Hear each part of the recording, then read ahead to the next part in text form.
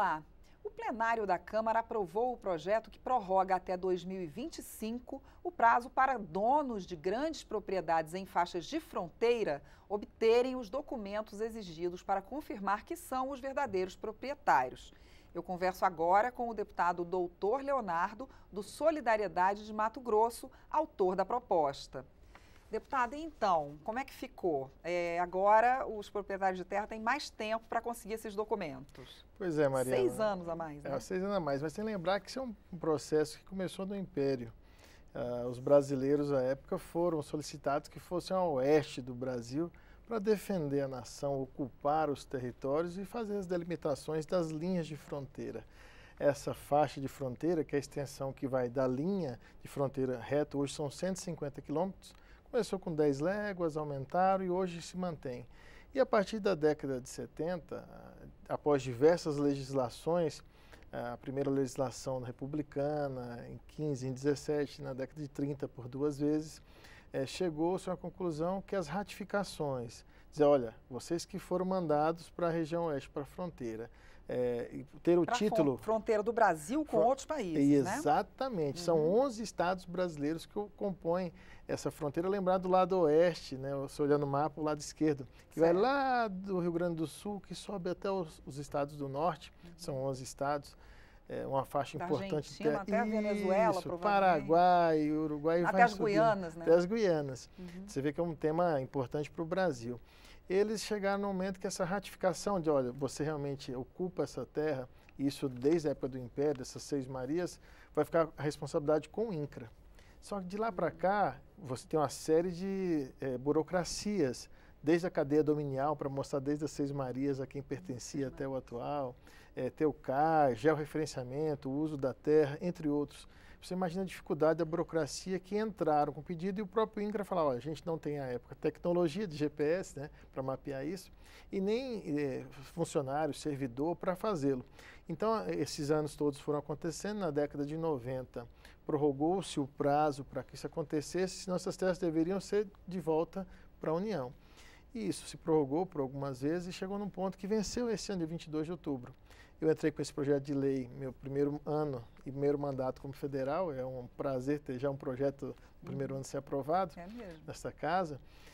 Fruto de muito trabalho, agradecer à Frente Parlamentar da Agropecuária e todos os deputados e líderes, o líder do meu partido, do Solidariedade, e outros líderes dos demais partidos, que entenderam a necessidade da segurança jurídica. Essas pessoas que estavam, esses brasileiros que estavam na fronteira, estavam angustiados por não poder ratificar suas terras. Olha, realmente eu tenho um uso social dessa terra, estou ocupando, e eu quero a minha titularização, meu título de verdade, para trazer segurança jurídica e o pertencimento, né, da sua propriedade. A dificuldade tem a ver também com o fato de uma parte da propriedade estar no outro país?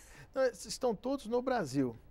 Todos são dentro do território nacional. Nenhuma propriedade está fora desta linha. Mas fica na linha. 150 quilômetros da linha. Todas as propriedades, olha só como é que é complexo. Não só quem está ali grudadinho na beira dessa linha de fronteira, mas que estava assim, 150 quilômetros em linha reta, tinham dificuldade, porque faixa de fronteira tem uma legislação diferenciada e essas terras que foram devolutas, cedidas pela União, pelo Estado à época, sofreu essa confusão jurídica de legislações que mais atrapalharam do que ajudou. Então agora nós chegou num prazo que determinou que acabou, trouxe essa insegurança jurídica, nós nesse primeiro momento dilamos ou aumentamos esse prazo para que as pessoas, mais de 25 mil pedidos no INCRA de ratificação, impossível, né, fazê-lo, para não gerar essa insegurança e aqueles que não entraram poder fazer. Colocamos dispositivos lá, porque um dos requisitos burocráticos são administrativos. Judiciais a gente não pode mexer, porque isso quem dá o tempo é a justiça. Mas administrativo, que é uma certidão do INCRA, para dizer que aquela terra não é requisitada para a reforma agrária, ou da FUNAI, que aquela terra não é requisitada para uma área indígena, as pessoas não conseguiam pegar nunca. Mesmo o pequeno proprietário, que deveria ter ratificação de ex officio, ou seja, ir lá no cartório e fazer sua ratificação. Isso, os dois seriam dados pelo cartório ou um seria dado pelo INCRA? O INCRA que é obrigatório dar essa certidão para ratificar.